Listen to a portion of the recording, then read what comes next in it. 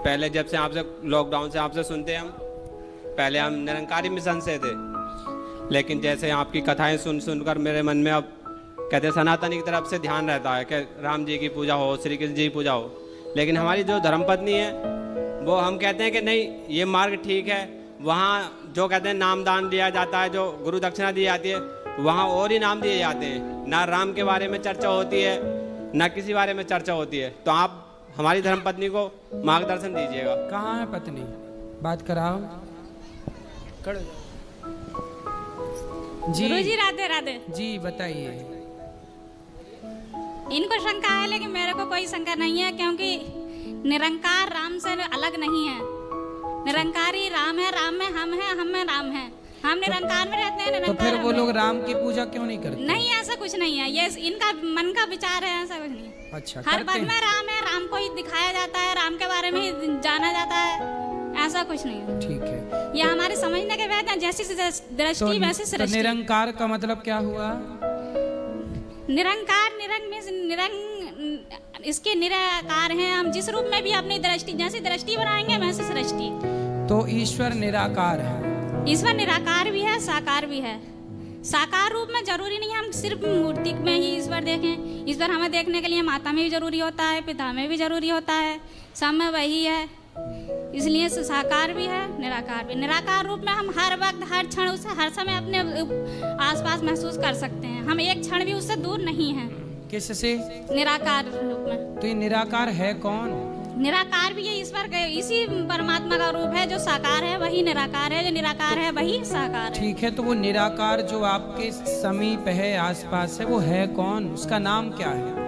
उसका नाम तो ये तो हम किसी ने राम कह दिया, किसी ने अल्लाह कह दिया। क्या अल्लाह अलग है? क्या राम अलग है? देखो, अल्लाह जो है वो ईश्वर के भेजे हुए फरिश्ते हैं। क्योंकि मुसलमान कहते हैं कि हमारा अल्लाह कभी यहाँ आता नहीं। भेजे हुए फरिश्ते जो हजरत मोहम्मद साहब थे वो एक फरिश्ते थे, लेकिन उन्होंने जो अल्लाह नाम दिया वो ईश्वर का ही दिया। तो अल्लाह का मतलब फिर क्या हुआ आपके हिसाब से? अल्लाह का नाम क्या हुआ आपके हिसाब से? जब वो हमारे हिसाब से फरिश्ते हैं, अल्लाह को ही राम कहा गया, राम को ही अल्लाह। और जहाँ अल्लाह और राम में भेद करेंगे तो ना तो हम मुसलमान को अपना बना सकते हैं, ना ही हिंदू को अपना बना। हिंदू को भी हमें अल्लाह को मानना पड़ेगा और मुसलमान को भी राम को मानना पड़ेगा, तब तो एकता है, वरना नहीं एकता है। चाह कर भी हम कभी नहीं कर सकते। तो एकता है, आपको दिख रही है समाज में एकता? अगर एकता नहीं है क्या हम अपने विचार भी गलत कर लें? हमें अपने तो विचार शुद्ध करने पड़ेंगे ना। आपके विचार तो शुद्ध हैं, पृथ्वीराज चौहान के विचार तो शुद्ध थे, पर मोहम्मद गौरी ने तो पृथ्वीराज को पकड़ के आंखें फोड़ दी। लेकिन वो गलती मोहम्मद गौरी की थी। वो ईश्वर की नजरों में हमेशा मोहम्मद गौरी पापी था। क्या पृथ्वीराज चौहान तो नहीं थे? तो हमें अपने विचार क्यों बदलने? तो आपके क्या विचार हैं? हमारे विचार यही है, हम ना तो राम में भेद जाने ना अल्लाह में। इस तरीका से तो हम गॉड को भी अलग बता सकते हैं, इस तरह से हम ईसा मसीह को अलग बता सकते हैं। ना अपने समय में ईसा मसीह जी गलत थे, ना महात्मा बुद्ध गलत थे। ऐसा है ना, देखो, ना हजरत मोहम्मद साहब गलत थे। मोहम्मद साहब कहते हैं कि मुझे अल्लाह ने भेजा है, मैं उनका भेजा फरिश्ता हूँ। बिल्कुल।